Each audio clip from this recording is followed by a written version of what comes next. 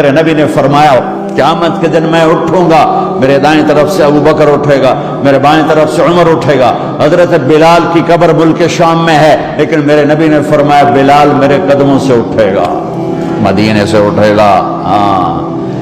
ہائے ہائے، اب نے کہا لوگ پیدل چلیں گے، میں براق پہ چلوں گا، بلال میرے آگے سرخ اونٹنی پہ سوار چلے گا۔ جب میدان معاشر میں پہنچیں گے تو بلال اونٹنی پہ کھڑے ہو کے کانوں میں انگلیاں دے کے اذان دے گا۔ وہ اذان بلالی رہ گئی رسم اذان، روح بلالی نہ رہی، فلسفہ رہ گیا تلقین غزالی نہ رہی۔ وہ اذان بلالی ہم سب سنیں گے جب کہیں گے اشہد ان لا الہ الا اللہ، تو سارا میدان معاشر کا مرد عورت کہے گا سچ کہہ رہے ہو۔ جب کہیں گے اشہد ان محمد رسول اللہ، سارا میدان معاشر کا مجمع کہے گا سچ کہہ رہے ہو۔ اس دن بلال کی اذان سننا، وہ غلام ہو کر محبوب ہوئے، حبیب ہوئے، پیارے ہوئے۔ جب ہائے ہائے ظہر کی نماز کی اذان دینے لگے، اللہ کے نبی کا انتقال ہو چکا ہے، جب اشہد ان محمد پر پہنچے تو روتے روتے روتے آواز بند ہو گئی، اور جلدی سے اذان پوری کر کے نیچے آئے، کہا آج کے بعد قسم اٹھاتا ہوں اذان نہیں دوں گا، میرا نبی نہیں ہے تو اذان بھی نہیں ہے۔ اور حضرت ابو بکر سے اجازت لے کر جب وہ خلیفہ بن گئے، جہاد پہ چلے گئے، 6 مہینے تک آئے نہیں۔ لاکھوں صحابہ جہاد میں گئے، کسی کو میرے نبی خواب میں نہیں آئے، صرف بلال کو آئے۔ بلال یہ کیا بے وفائی، ہم سے ملنا ہی چھوڑ دیا، ہمارے پاس آنا ہی چھوڑ دیا۔ آنکھ کھلی تو ان کو یوں لگا جیسے اللہ کے نبی زندہ بلا رہے ہیں، یا رسول اللہ میں آ گیا، یا رسول اللہ میں آ گیا۔ اور اسی وقت اونٹنی کو بھگایا۔ 21 دن کا سفر، 21 دن کا سفر 7 دن میں کیا، 7 دن صرف نماز اور پیشاب کے لیے اترتے تھے اور بھگاتے بھگاتے بھگاتے۔ 8ویں دن جب مدینے میں پہنچے تو آتے شور مچایا، یا رسول اللہ میں آ گیا، یا رسول اللہ میں آ گیا۔ ان کے ذہن سے نکل گیا کہ آپ تو دنیا سے جا چکے ہیں۔ جب مسجد کے قریب پہنچے تو پھر تڑپ اٹھے اور چیخنے لگے کہ آپ تو ہیں ہی نہیں۔ پھر گئے سیدھے قبر پہ جا کے یوں قبر کو لپٹ گئے، یا رسول اللہ میں تو آ گیا ہوں، آپ کہاں ہیں؟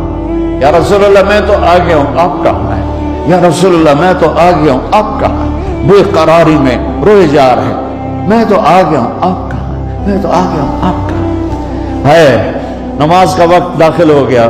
کون سی نماز تھی اللہ ہی جانتا ہے، اور سب کو پتا تھا بلال نے قسم کھائی ہے کہ اذان نہیں دیں گے، لہذا کسی کو ضرورت نہیں ہو رہی کہ بلال سے کہیں آج اذان بلالی سنا دے۔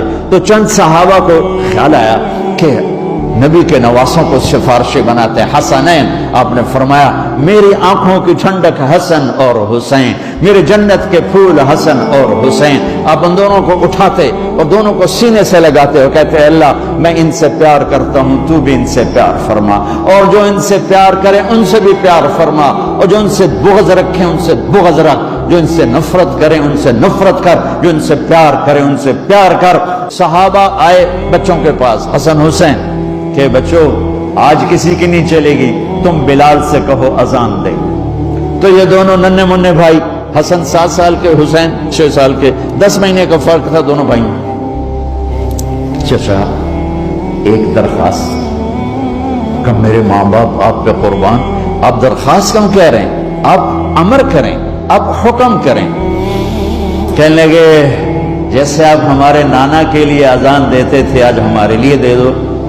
تو ایک دم وہ رونے لگے بلال، کہا ہے میرے بچوں میں نے قسم اٹھائی تھی کہ میں اللہ کے نبی کے بعد کبھی اذان نہیں دوں گا، لیکن تم پہ تو ہزاروں قسمیں قربان ہیں، میں اپنی قسم توڑتا ہوں اور اذان دیتا ہوں۔ جب وہ چڑھنے لگے اس بی بی کے گھر، قریب ایک انصاری عورت کا گھر تھا جس کی چھت پہ چڑھ کے اذان دیا کرتے تھے، تو سانس رک گئے سب کے، آنکھیں پھٹ گئیں، اور وہ یوں منظر دیکھ رہے کہ آج بلال تو ہے محمد مصطفیٰ نہیں ہے، آج اذان بلالی تو ہوگی لیکن محمد مصطفیٰ کی جھلک نہ ہوگی۔